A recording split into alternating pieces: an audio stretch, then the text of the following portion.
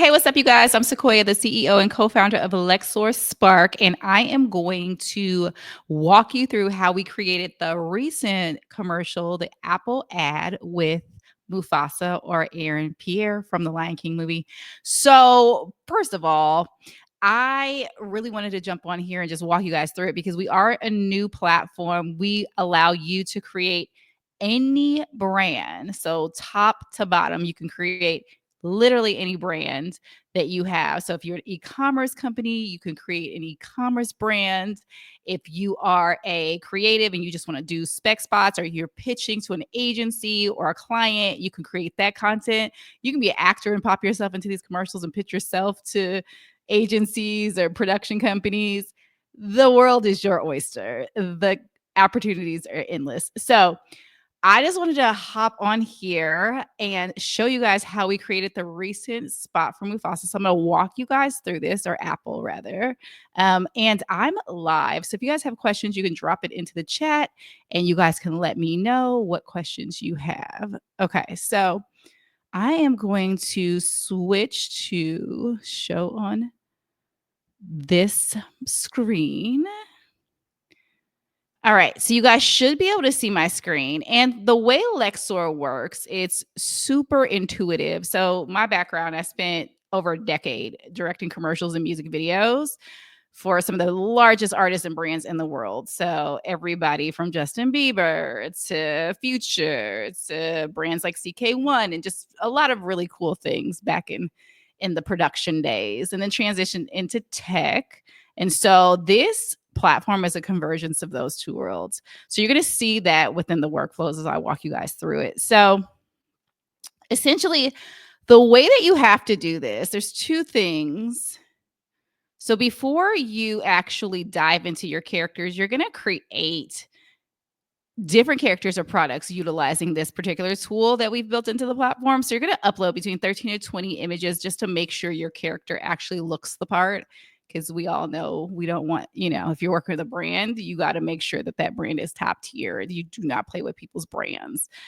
So two things, you're going to upload them through a zip file, and you're going to see your characters here. And you'll notice within the prompts that this character name will consistently be referenced. And so what I'm going to do is show you guys how we did that. So I'm going to open this Apple commercial. And the way that you do this is you can type anything in here, right? We already had a prompt in here. So basically, I just used the one that we already had. So I'm going to go specifically into the ideas, and my prompt was make an Apple commercial with Mufasa 080, which would be just referencing that character Mufasa, right?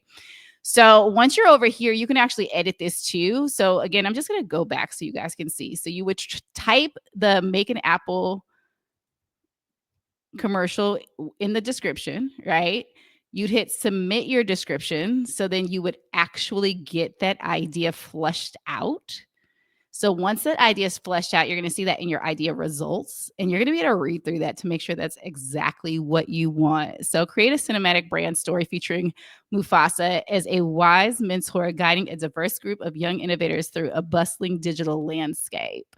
So if you look into our YouTube channel, you can see the full version of the commercial, but we'll walk you guys step by step. So once you're good with that, you're going to hit shot list and mood board. So you'll see a breakdown of literally every single shot and what is in those shots. So diverse young innovators, digital devices, bright colors, movement, etc., and how long those shots should approximately be. Obviously, you want to keep pace of your edit and kind of edit as you're going along when you're in your edit. But those are just some suggestions for you guys. And then right here is kind of the feel, right? So if you think about back in the day when you had your production, well, back in the day for me, but for you guys, when you're doing productions, you're pulling references, and you're usually pulling them from your Pinterest, or you can pull them from literally anywhere, your Unsplashes, your Googles. And you want to create this like mood, this aesthetic, so that your client can really understand the feel of what you're trying to create, because everybody knows that it doesn't get bad until it gets to the edit. Anytime you're in production, everybody's all good, it's all chill until you get to the edit. Then all of a sudden people have problems, right? So you're gonna land on this. If you want to create another one, you could just hit new mood board and something else will pop up. But you see, we have our guy, like he is in here. He looks the part, right? So we're good to go. I'm going to go ahead and hit generate storyboards. So once that's done, these will generate. They're going to pop up one by one. I dialed into this story a lot because I just needed it to feel like him, to look like him, to have the essence of him. So you're going to see if I click through this, there's different iterations of what he could have looked like. And I was like, nah. And somehow we really went there. So we definitely landed on something that I felt was a more mature. Like, I mean, he looks, mature in life, but something that we felt really felt or fit the essence of this commercial. So once I landed on that, I just kind of went through each of my mood boards to make sure that they were all aligning. The one thing that we're playing with right now, because within our backend technology, we have pulled out obviously a way for you guys to do this per character with your products, but sometimes it spills on other characters. So we're fine tuning that now just to kind of clean it up so that like everybody doesn't look like him. So if you look in the commercial, see we're testing like just okay, well maybe we'll put Rihanna and Christina Aguilera in there to see, right? Well, that's definitely not the direction we went in, but we wanted to make sure that what we were creating actually came to fruition in a way that was really, really strong and flow with the storyboard, right? Because we're also troubleshooting the technology to make sure that it all looks good and felt good too. So once that was done, we were like, all right, cool. Generate all. Let's see these shots. So then you can see each of our shots come to life and you can kind of really see your story, right? So we see our homegirl over here on the phone, like just in this really I would say vibrant feel. I switched this around a little bit because I wanted her to come in and drive the story a little bit later.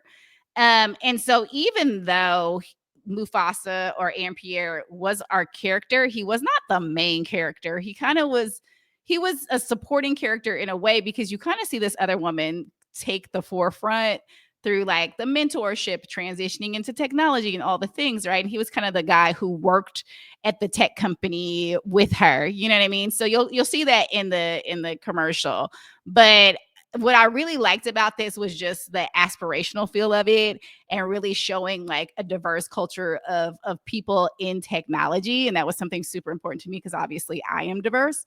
And so I just wanted to make sure that that came across. So you can kind of see this. This shot we did not use is actually prompting from a different shot that we generated later. We use this one, like I said before. So if I dial into it, you can see the variations of it. And then ultimately, I think it was this shot from what I remember. But yeah, so you can see those variations, right? So once we were done, I was like, all right, I really need a script to really pull this together. Sometimes when you're creating content, depending on the feel, the mood, you can have your actors or your characters talking. You can have a voiceover. You can have music. Like I am one because I came from the music video world. I like to drive content with music a lot. So I'll put a lot of like music under like the bed, under the bed of the commercial or the track itself. But I really wanted to really have a voiceover that just carried this. And so what I did was I hit scripted audio and I just modified, we basically generate a script for you, but I modified it. The one thing also that you just have to be very cognizant of is when you're building anything around a brand, you cannot go changing that brand. Not even like from the ethos of that brand has to resonate. So if we're talking about pitching, just say like, okay, you got asked to pitch on a Apple commercial or a Samsung commercial. You have to really study that brand because you need to bring the energy, the vibe, the ethos of that brand.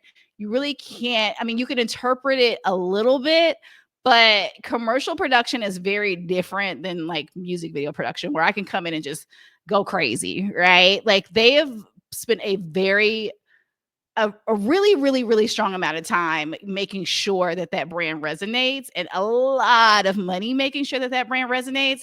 So I just wanted to be very, very clear that we weren't steering off of Apple's like innovative technological feel. We were just giving a more diverse feel to it, but it's still the essence of that brand, right? So I made sure in the copy that it was there, like even their tagline, think different. Like I wanted to make sure all that stuff was in there because, again, like even though this is a spec spot, I want to make sure it represents what Apple actually represents, right? So that said, you go through and you can choose different voices. You literally, if you look over here, you can click to play, see which ones you like. Once you land, you can hit generate speech and it'll generate a voice for you. And then you can play that in the playback. Innovation is everywhere, flowing through vibrant colors, fueling ideas, and pushing boundaries. But technology. So that was a voice that I'm like, okay, I could hear this actually in an Apple commercial. Like it really feels like it would resonate with that brand. So I said, okay, bet we're going to leave that. Right. And then we have an editor in here where you can click. Let's just say you just do not know how to edit. Like for me, I've been editing for years. So I can pop out an edit pretty quickly. But if you don't know how to edit, you can go into edit clips. And essentially, when you're in the edit clip section, again, this is a very, very just like scaled back, I would say, kind of dumbed down editor that would just allow you to get an output pretty quickly, right? So all your clips get put into the editor and then you have your VO under it. Innovation is So you everywhere. can kind of see how it's starting to come together. Once you're done, you would just save this and export it. For me, I needed to edit this in something else because I just like to have a little bit more control over my edit. So I edited it in Premiere and just pulled my clips in.